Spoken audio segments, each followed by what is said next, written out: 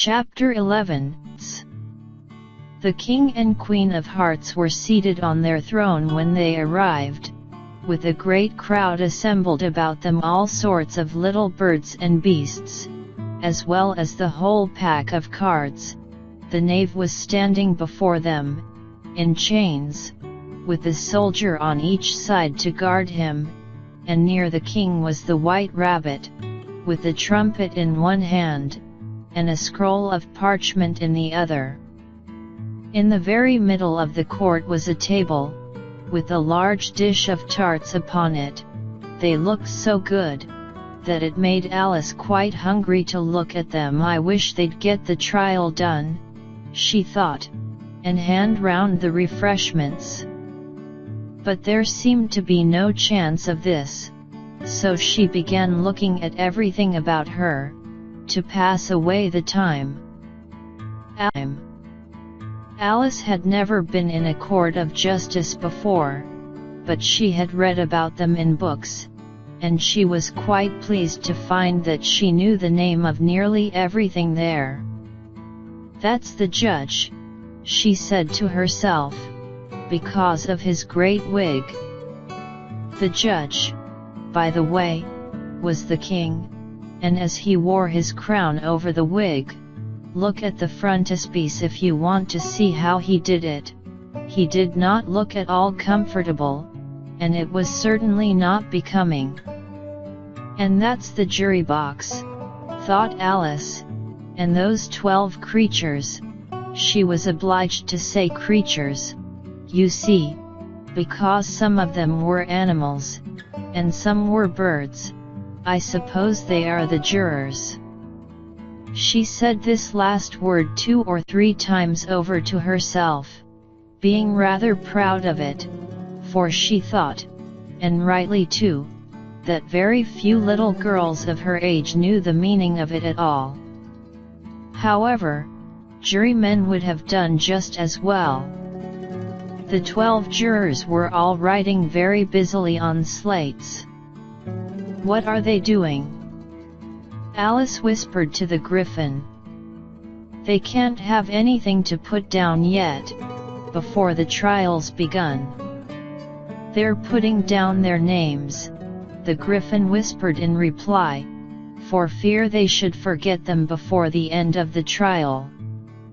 "Stupid things!" Alice began in a loud, indignant voice, but she stopped hastily, for the white rabbit cried out, "Silence in the court," and the king put on his spectacles and looked anxiously round, to make out who was talking. Alice could see, as well as if she were looking over their shoulders, that all the jurors were writing down stupid things, on their slates, and she could even make out that one of them didn't know how to spell stupid, and that he had to ask his neighbor to tell him. "A nice muddle their slates'll be in before the trial's over," thought Alice. One of the jurors had a pencil that squeaked. This, of course, Alice could not stand, and she went round the court and got behind him, and very soon found an opportunity of taking it away. She did it so quickly that the poor little juror, it was Bill, the lizard, could not make out at all what had become of it, so, after hunting all about for it, he was obliged to write with one finger for the rest of the day, and this was of very little use, as it left no mark on the slate. "Herald, read the accusation," said the king. On this the white rabbit blew 3 blasts on the trumpet, and then unrolled the parchment scroll, and read as follows: "The Queen of Hearts, she made some tarts, all on a summer day.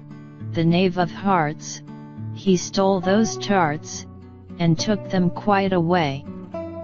Consider your verdict," the king said to the jury. "Not yet, not yet," the rabbit hastily interrupted. "There's a great deal to come before that." "Call the first witness," said the king, and the white rabbit blew 3 blasts on the trumpet, and called out, "First witness." The first witness was the Hatter. He came in with a teacup in one hand and a piece of bread and butter in the other. "I beg pardon, Your Majesty," he began, "for bringing these in, but I hadn't quite finished my tea when I was sent for." "You ought to have finished," said the king. "When did you begin?" The Hatter looked at the March Hare, who had followed him into the court, arm in arm with the Dormouse. 14th of March, I think it was," he said. 15th, said the March Hare. 16th, added the Dormouse.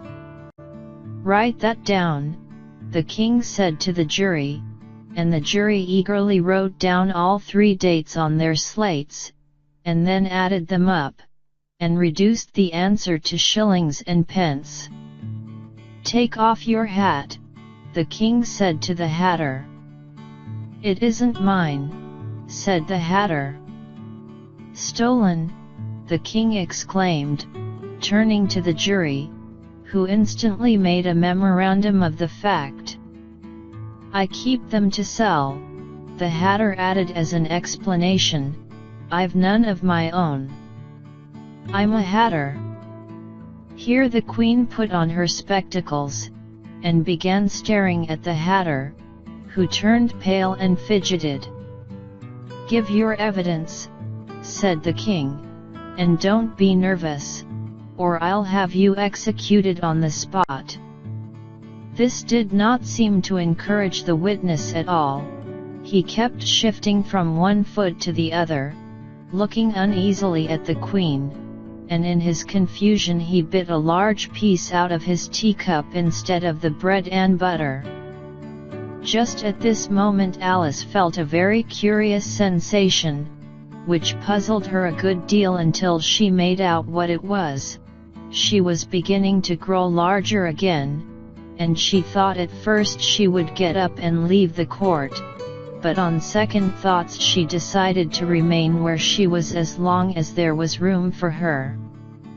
"I wish you wouldn't squeeze so," said the Dormouse, who was sitting next to her. "I can hardly breathe." "I can't help it," said Alice very meekly, "I'm growing." "You've no right to grow here," said the Dormouse. "Don't talk nonsense," said Alice more boldly, "you know you're growing too."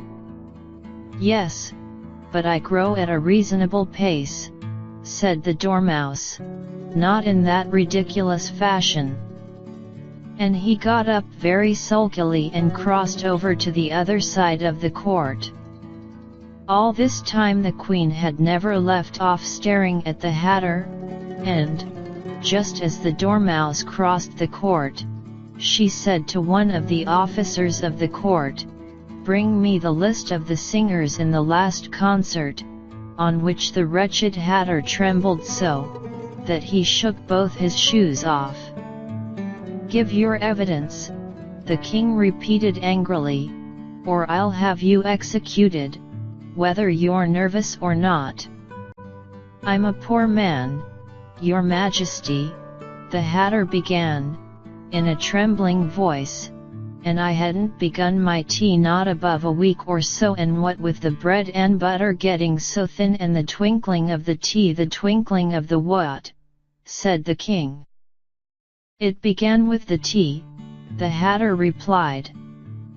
"Of course twinkling begins with a T," said the king sharply. "Do you take me for a dunce? Go on." "I'm a poor man," the Hatter went on, "and most things twinkled after that, only the March Hare said I didn't." The March Hare interrupted in a great hurry. "You did," said the Hatter. "I deny it," said the March Hare. "He denies it," said the king. "Leave out that part." "Well, at any rate," the Dormouse said. The Hatter went on, looking anxiously round to see if he would deny it too, but the Dormouse denied nothing, being fast asleep. "After that," continued the Hatter, "I cut some more bread and butter." "But what did the Dormouse say?" one of the jury asked. "That I can't remember," said the Hatter. "You must remember," remarked the king, "or I'll have you executed." The miserable Hatter dropped his teacup and bread and butter, and went down on one knee. "I'm a poor man, Your Majesty," he began. "You're a very poor speaker," said the king. Here one of the guinea pigs cheered, and was immediately suppressed by the officers of the court. "As that is rather a hard word, I will just explain to you how it was done." They had a large canvas bag, which tied up at the mouth with strings. Into this they slipped the guinea pig, head first, and then sat upon it. "I'm glad I've seen that done," thought Alice. "I've so often read in the newspapers, at the end of trials, there was some attempts at applause, which was immediately suppressed by the officers of the court, and I never understood what it meant till now. If that's all you know about it, you may stand down," continued the king. "I can't go no lower," said the Hatter. "I'm on the floor, as it is." "Then you may sit down," the king replied. Here the other guinea pig cheered, and was suppressed.